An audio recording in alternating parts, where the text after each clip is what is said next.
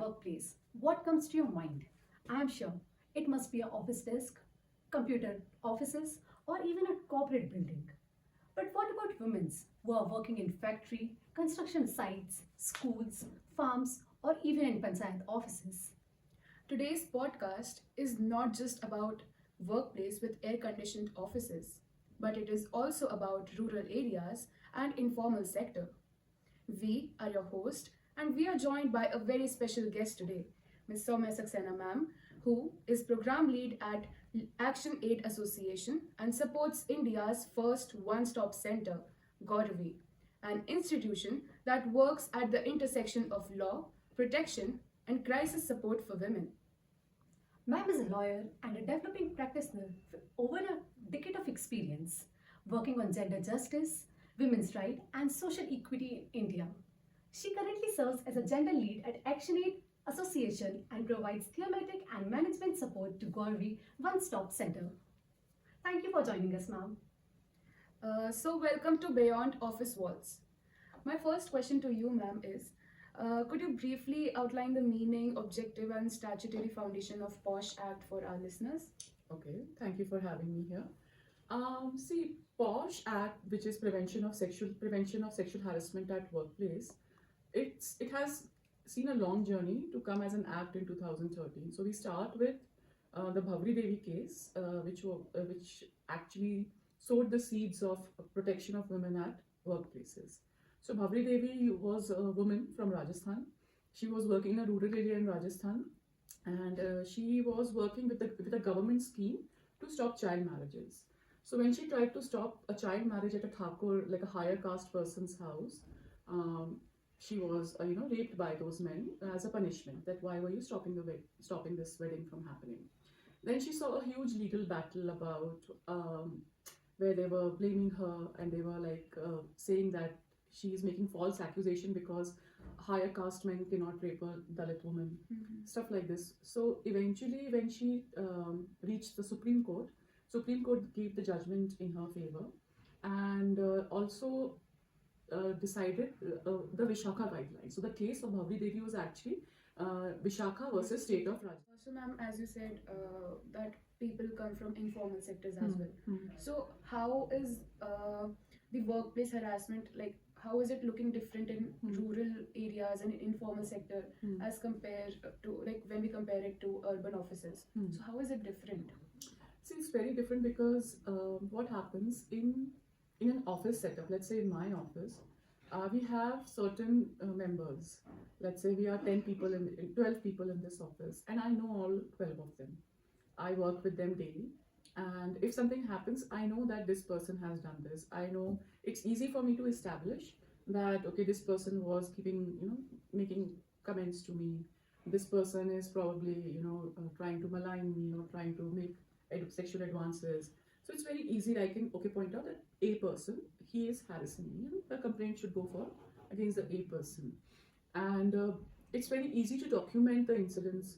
Let's say it happened at this premises. Let's say it happened while we were traveling for our work. But in informal sectors, what happens? Women do not have a certain place of work every day.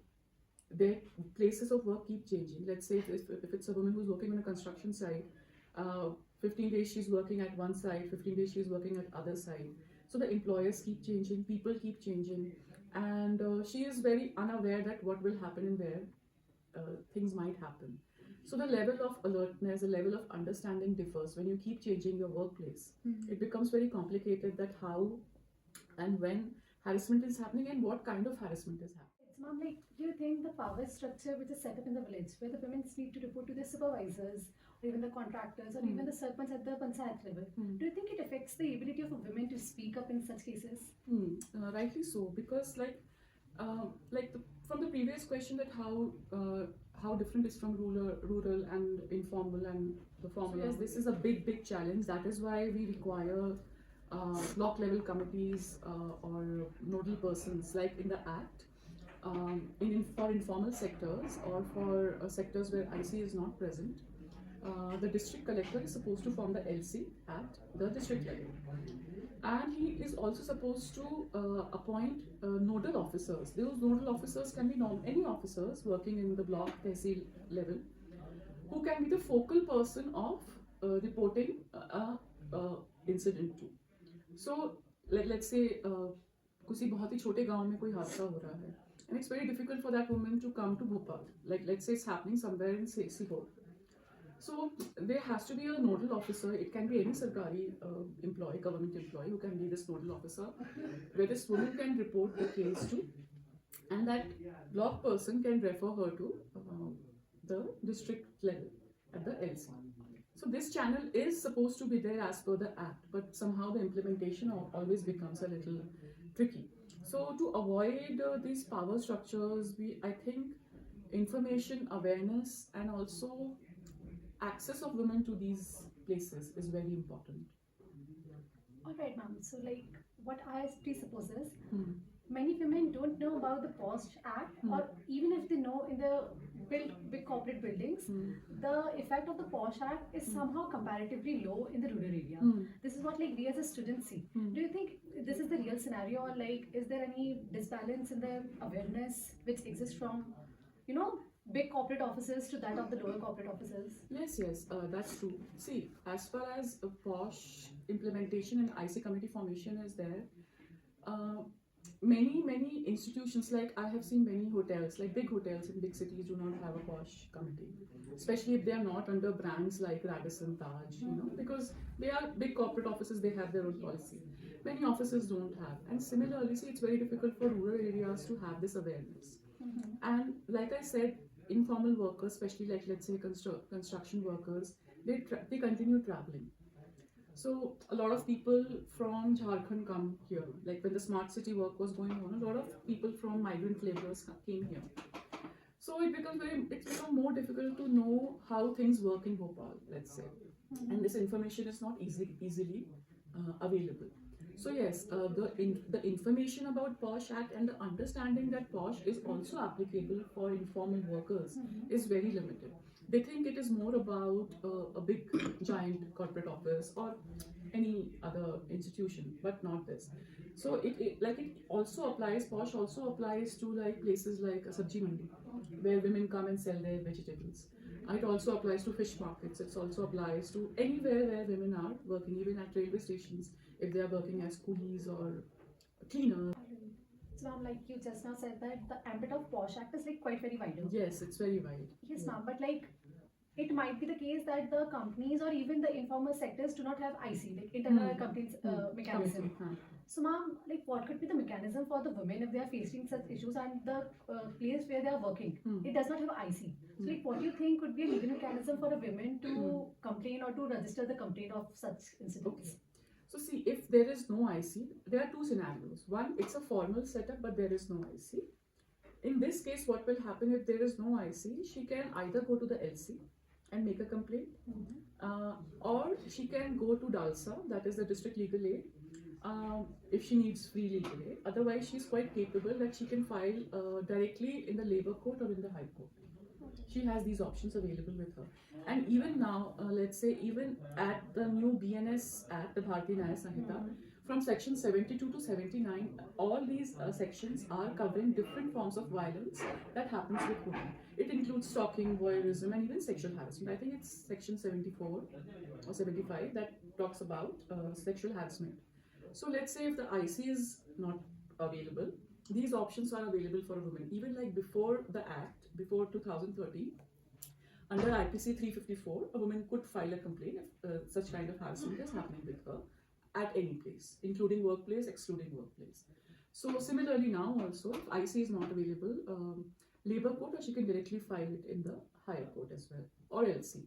And if the complaint is directly against the employer, like the top person of the office, then she has to go to LC and file a complaint, because IC can become compromised in that situation because it's against the highest authority person of your organization. So we would assume that the IC will anyways be under pressure, or it would be biased. All right, ma'am. So, like in cases where IC do not exist, we need to file, like the woman needs to file a complaint at LC. Could you like just simplify the terms for our viewers Sure, that what sure. LC is and like what's the mechanism? See, IC is internal committee that is within the premise, within the organization. So it could be any. It could be a hospital, it could be a hotel, any industry which is hiring 10 or more people, they mandatorily have to form an internal committee. The head of the internal committee is a woman, has to be a woman. The chairperson is always a woman, and that woman should be a high ranking official. So it cannot be like there is a worker who is cleaning, woman who is cleaning. You cannot make her the chair of internal committee, because then it will be like who will listen to her? She is quite low in the hierarchy. So the top ranking woman of that hierarchy, that person has to be the chair, and there could be 5 or 7 members in odd numbers. Similarly, in LC, the LC is local committee, which is from that district level, mostly to deal with cases of sexual harassment happening at informal level, informal structures, and also where IC is not available, or if the complaint is against the employer himself. So local committee is formed by the district collector, and it can include like one person from NGO sector is supposed to be there. Other members can be from the local government bodies, like from different departments. They can take certain people who they think are capable, and they can form this committee. But it happens that at many districts this committee is not formed, because like at workplace, like a private workplace, you have spaces, you have you have a certain area where the IC can sit, IC can be formed. But in LC, the district is huge, there are many people. Often there is no infrastructure of where the IC will conduct cases. So these lapses are there. So often LCs are not formed in several districts.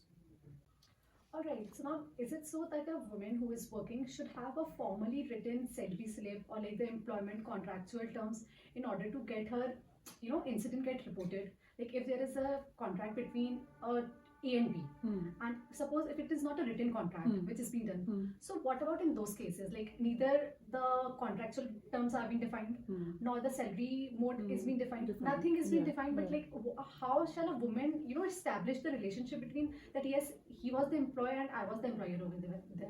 See, that is the you can say the extent of the POSH Act. It is not limited to employers only. It extends its gambit to everyone who is even visiting your office. Like you guys have come to my office today, and let's say if somebody from my office does any misconduct with you, so you are well within your capacity to file a complaint against that person in my office's IC. Now you are just a visitor over here. So this is the extent of this act, because it understands that women work in several forms, in several ways, and people work in India very likely without a contract, without a formal salary slip. So that is why this act accepts all kind of employments. So even like you have seen in let's say in the mall. So mall does not have a particular owner or a particular employee. Mall is a big building, and it's run by one unit that we know. But there are several shops, there are several guards. Every shop has their own guards. So in this way, let's say a guard is hired by a company, but he misbehaves with some other person. Let's say that person is working in Adidas, okay, and the guard of a Puma is misbehaving with her. So they have a right to file in each other's IC committee cases, even if they are not an employee. Similarly, in hospitals, in educational institutions, where there are guest lecturers who are not hired by you, where there are Safai Karamcharis who are hired by a company. Often a company delegates some work. Like let's say I give example of EAMS. I was there working as a IC committee member, IC member in EAMS, external member. So there were many technicians who were resourced from other agencies, but they came under the purview of EAMS IC committee. So that is how this act works. Even a visitor can file a complaint if it's necessary. Even a patient can file a complaint for the hospital, against the hospital. Yes, ma'am. Now that we know about the ambit of this act, Hmm. there's one question I had. Hmm. But when a woman is facing any harassment and she approaches Gauravi, so what is the initial support she gets when she complain about what actually happened? So what Gauravi provides is my question. See, the idea of one-stop center, Corby One-Stop Center, was that especially it happened after the whole Nirbhaya incidents, Jyoti Singh's rape case in Delhi, which is known as the Delhi gang rape case, that women, when they have faced violence, they should have one place where they can go and they can find all the necessary services there. So when a woman comes to one-stop centers, they can be in a very condition, like very emotional condition. They can be injured. So we provide the first immediate support which we provide to a woman is if she needs any medical help, psychosocial help, like she needs any form of counseling. Is she not in a good state of mind? So the first service we provide her is to see her overall safety is ensured. Then we listen to her complaint, that what is her issue that has brought her here. And if it is like, if it's a harassment case, like against a company, what we'll do first, we'll register her case, we'll listen to her complaint, and we'll counsel her that what steps she needs to take or what steps she wants to take. Sometimes, like let's say a woman is not aware of IC, LC, we will first direct her to that options. Let's say those options are not, available, or she has already explored them, they were of no help, then we can file the case at One Stop Center for her. There we will provide her counseling, legal counseling, and if if since it's a case, it becomes a legal matter, we will refer her to the NALSA with all the preparations. So we can act as a resource center for that particular woman and give her all the support she needs, all the information she needs from us. This is the route we take usually in the sexual harassment matters, because usually we are not entitled to question the employer unless the woman has filed a proper legal complaint. Alright, so like now that you are working since over a decade, you would be in a better position to tell this. It is not easy for a woman to raise their voice, and especially in such cases. So, like, what's the most common fear which you must have encountered that stops them to report the incident or the case which has happened with them? The fear which they fear the most. See, first is stigma, that badnami hogi. That is the worst fear that women face. Often they feel that nobody will believe them, because often these things happen very, in a very discreet manner. Nobody will, of course, there has been incidents where people have openly harassed women. They have been caught in CCTV cameras. There's one question that in rural areas, how do panchayats and local governing bodies, how do they prevent this, like if a woman is facing harassment? So what role does panchayat or any local body plays in preventing it? See, recently there was a guideline which came, I think it was with UNFP, with Ministry of, I think, Women and Child Development, I'm not sure. I will cross check, and UNFPA, I'm sure. They printed a booklet that what is the responsibility of elected representatives, which includes panchayats as well, to prevent gender-based violence. So they have, as such, they are not an implementing body. They can take decisions, but they cannot take, they cannot punish anyone. They cannot take a very serious decisions like this. Basically, if a crime has happened, they cannot do anything much. So what the guidelines said, that the panchayat or the panch or the people in this unit, they should raise awareness on this issue. And if a case has come, firstly, they should counsel the person who is doing such kind of misconducts, if it's not a serious misconduct. A serious misconduct should always be reported, but it's like, I will not say normal, but less intensity. जैसे कुछ comments पास कर दिया, कोई महिला जा रही है अपने काम पे और आपने उसे कुछ comment पास कर दिया. So these kind of incidents can be dealt with the panchayat, where they can counsel the person not to have such activities. And if it's a very distressful case, if it's a very serious case, they should be aware of all these institutions which I told you. It is mandatory that the panchayat office must display all the important numbers which can be necessary for both, for men, women, anyone. and it should include numbers of local police, local thana, the nearest tehsil office which is available, block office which is available, also nearest one-stop center. If they are not able to deal with the matter, they are not aware, the first thing they should do is refer to the matter to the OSC, that is the one-stop center. So yes, it is mandatory for the panchayat to be very sensitive on the cause of gender-based violence, because they are not just dealing with workplace harassment, they are also dealing with other forms of harassments that are happening at village level. And also they are required to hold Mahila Sabha. So every panchayat is working on level. Okay. So different blocks, different villages का मिलके एक पंचायत जो ग्राम सभा बोलते हैं वो बनता है. तो ग्राम सभा जब भी ऑर्गेनाइज होती है उसके पहले महिला सभा ऑर्गेनाइज होना जरूरी है, जिसमें 18+ women are there to participate, and they can keep forward their demands in that sabha, that how the budget, how the development plan of the village or their tehsil should be, and what should be the outcomes. तो ये कहीं अक्सर organise नहीं होती है. So this is very important. See, this will only, what the panchayat can do is raise awareness that is within their hands. छोटे मोटे cases they can handle at their level, but they should be equipped कि कुछ बड़ा हादसा होता है, so they know how to route the women to higher authority. Like you said about awareness, so you talked about how awareness is important in panchayat and local bodies. My question is how awareness is important for employers and supervisors, and how can men, co-workers, supervisors, community members, how can they contribute in stopping workplace harassment for women? See, they play the most important role. Supervisors, contractors, they are actually responsible for the workers who come and work at their site.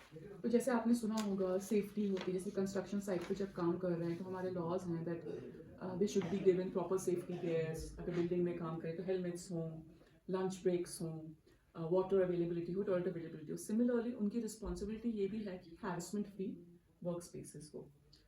Most people don't have this sensitivity, so we are trying to हमारा एक campaign चल रहा है POSH act के ऊपर. So we are trying to reach to these places, these informal sectors, and make them aware कि you have to be sensitized. Often people see it as a burden कि यार ये फालतू एक और चीज़ आ गई है, हमें बताना पड़ेगा, समझना पड़ेगा.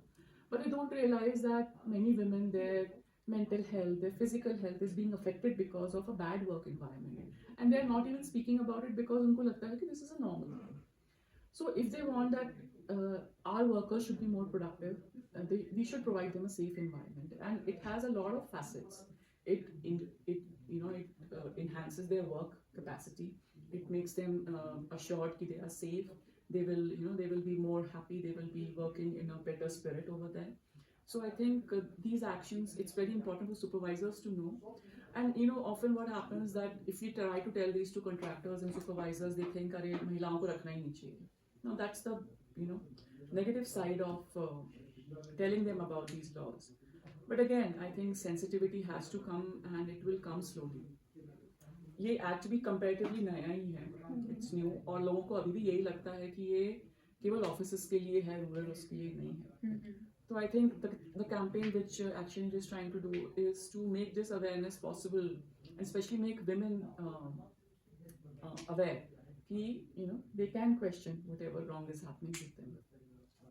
So like in lieu of the awareness campaign which the Action Aid is initiating, what do you think if the viewers who are listening to us right now, if in case they are facing such incidents with them, and like this episode or this podcast turns as an initiating point where they can complain. So I'm like, what is the steps which you would tell our viewers if they are facing such cases, then what should they do? See, first of all, if you are working in an organization and you are joining an organization, let's say today, tomorrow you are joining an office, you should be aware that there is a POSH committee in that particular office or institution. Even if it has if it has more than 10 employees, and if it's not there, I think you should question it why it is not there. Often we think यार हमें क्या करना, जब होगा तब देखेंगे, but no, we should be aware from the instance that there is a POSH committee formed. I'm telling this for the formal workers, like most of us who work in urban areas, in formal sectors. So they should be aware that there is a IC committee. And when the IC committee is there, its numbers of those IC committee people are displayed. It's mandatory for all institutions to have that. Once you know that that is there, half of your things are solved. And when such incidents happen, I think women should not try to curb it down. They should raise their voice and file a complaint. So what should be they should write to the chairperson of that POSH committee that such incidents has happened and what should I do next. So then the process will start. So this is how you can do at the formal level, formal sector.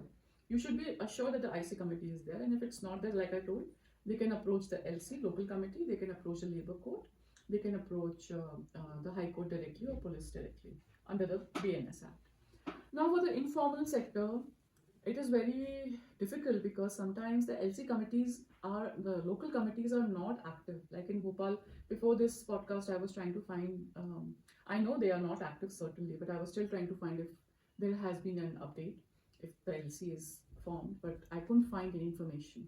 I'm not saying that there is no LC, but right now, at this moment, I could not find any information regarding the LC. So that becomes a problem that there is no LC. Where should this woman file a complaint? Because going to police is very, women don't like go to police stations, and yeah, for the incidents might not be that grievous that they feel like the police should probe. So that's why LC comes in very handy. There should be LC. And if there is not an LC, then I think she should reach one-stop centers or dial 181. 181 is the CM helpline. And they can register their complaints over there against any person who is trying to harass them like this way, in case they are not interested in going to the police station directly. But if it's a very grievous offense, I think women should not be scared and try to approach the police or the one-stop center. Even if they come to one-stop center, we can direct them to the police. So yeah, this is what they can do in a local committee setup.